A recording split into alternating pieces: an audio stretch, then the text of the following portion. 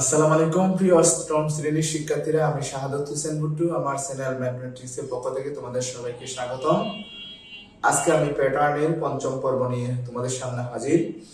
এটা হচ্ছে প্যাটার্নের চতুর্থ পৃষ্ঠা। এখানে বলা হচ্ছে, দেখো শিক্ষার্থীরা, প্রথম 10টি বিজোড় সংখ্যার যোগফল কত? হ্যাঁ, ক্যালকুলেটরের সাহায্যে যোগফল পাই 100।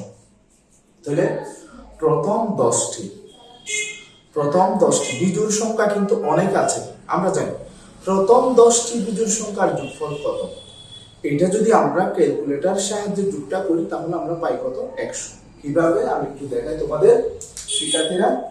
প্রথমে মনে করো বিজোড় সংখ্যা 1, তারপরে হচ্ছে 3, তারপরে 5, তারপরে হচ্ছে 7, তারপরে হচ্ছে 9, তারপরে হচ্ছে 11, তারপরে হচ্ছে 13, তারপরে হচ্ছে 15, তারপরে হচ্ছে 17, তারপরে হচ্ছে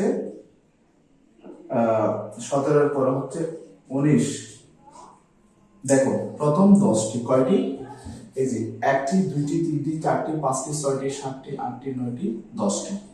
এই প্রথম 10টি বিজোড় সংখ্যার যোগফল কিন্তু কত? 100।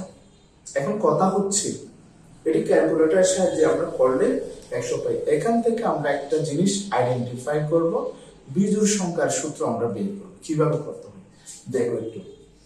আমি যদি এটার সাথে এই লাস্ট নাম্বারটা যোগ করি তাহলে আমার হবে, দেখো তো একটু শিক্ষার্থীরা, 1 + 19 হচ্ছে 20।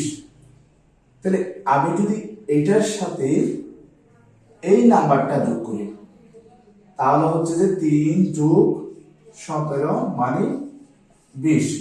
আমি যদি এটার সাথে এই নাম্বারটা যোগ করি তাহলে হচ্ছে কত? 20। টোটালি অল টাইম আমার যোগফলটা 20 আসতেছে। তাহলে এখানে কিন্তু কয়টা? 10টা বিজোড় সংখ্যা। হ্যাঁ, 10টা বিজোড় সংখ্যা 1 থেকে 19। তাহলে এখানে আসতেছে কি, টোটালি আমার যোগফলটা আসতেছে কত? 20। তাহলে এখন দেখো আমরা ইজিলি কিন্তু এটা করতে পারি এভাবে। দেখো এই দুটা, এইটা মিলে হচ্ছে 1 জোড়। তাহলে যেহেতু 10টা, তাহলে 5 জোড় হবে। তাহলে আমরা যোগফলটা এভাবে করতে পারি। দেখো শিক্ষার্থীরা, এই 20 × 5, যেহেতু প্রত্যেকটা জোড়ের যোগফল 20, সেই রকম আছে 5 জোড়। তাহলে কত হচ্ছে? 5 × 20 = 100। তাহলে ইজিলি আমরা এই জিনিসটা কি করতে পারি? বের করতে পারি। ঠিক আছে? তো আরেকটা জিনিস হচ্ছে এখানে, যেটা এই দেখো, প্রথম দুইটা বিজোড় সংখ্যা যদি আমরা যোগ করি তাহলে কি হয় দেখো। প্রথম দুইটা 1 এবং 3 যদি আমরা যোগ করি তাহলে হয় যে 4। আবার যদি আমরা প্রথম 3টা বিজোড় সংখ্যা যোগ করি, প্রথম 3টা বলতে গেলে 1, 3, 5, তাহলে হচ্ছে কত? এটা 4, 4 × 5 = 9। এখানে হচ্ছে প্রথম 2টি, ঠিক আছে, আর এখানে হচ্ছে প্রথম 3টি, তা নয়। এখন যদি আমরা প্রথম 4টি করি, দেখো তো কত হয়? 1 + 3 + 5 + 7। তাহলে হচ্ছে এটা 4, 4 × 5 = 9, 9 × 7 = 16। ঠিক আছে? এখন যদি আমি প্রথম 5টি করি, দেখো তাহলে এই প্রথম 5টির মধ্যে আসছে 1, 3, 5, 7 এবং 9। টোটালি আসতেছে আমার কত? 25। কিভাবে? এটিতে যোগ করলে 4, 4 × 5 = 9, 9 × 7 = 16, 16 × 9 = 25। একটা জিনিস খেয়াল করো, প্রথম যোগফলটা আমার হচ্ছে 4, দ্বিতীয় যোগফলটা আমার হচ্ছে 9, তৃতীয় যোগফলটা আমার হচ্ছে 16, চতুর্থ যোগফল তৃতীয় যোগফলটা আমার হচ্ছে, প্রথম যোগফলটা হচ্ছে আমার 4, দ্বিতীয় যোগফলটা হচ্ছে আমার 9, তারপরে প্রথম দুইটি, আচ্ছা এখানে দুইটি, প্রথম যোগফলটা হচ্ছে তোমার 4, তারপরে 9, তারপর 16, তারপরে 25। আচ্ছা, এখানে হচ্ছে 2টি বিজোড় সংখ্যা। কয়টি? এখানে হচ্ছে 3টি বিজোড় সংখ্যা, এখানে হচ্ছে 4টি বিজোড় সংখ্যা, এখানে হচ্ছে 5টি বিজোড় সংখ্যা। দেখো প্রত্যেকবার সংখ্যাগুলো কিন্তু পূর্ণবর্গ। পূর্ণবর্গ বলতে বোঝায় কি? পূর্ণবর্গ বলতে বোঝায় যে যেমন 1 1 গুণ করলে কি হয়? 1 হয়। 2 2 গুণ করলে কি হয়? 4 হয়। তাহলে 3 3 গুণ করলে কি হয়? 9 হয়। 4 4 গুণ করলে কি হয়? 16 হয়। 5 5 গুণ করলে কি হয়? 5 5 গুণ করলে 25 হয়। দেখো তো প্রত্যেকটা যোগফল কিন্তু এই পূর্ণবর্গ সংখ্যা। অর্থাৎ পূর্ণবর্গ মানে হচ্ছে যে একটা সংখ্যা একই সংখ্যা দ্বারা গুণ করলে যে গুণফলটা হবে সেটা হচ্ছে পূর্ণবর্গ সংখ্যা। ঠিক আছে? তো এখানে কিন্তু যোগফলের বেলায় এই জিনিসটা আসতেছে। প্রথম 2টা বিজোড় সংখ্যা এটা, প্রথম 3টা এটা, প্রথম 4টা এটা, প্রথম 5টা এটা।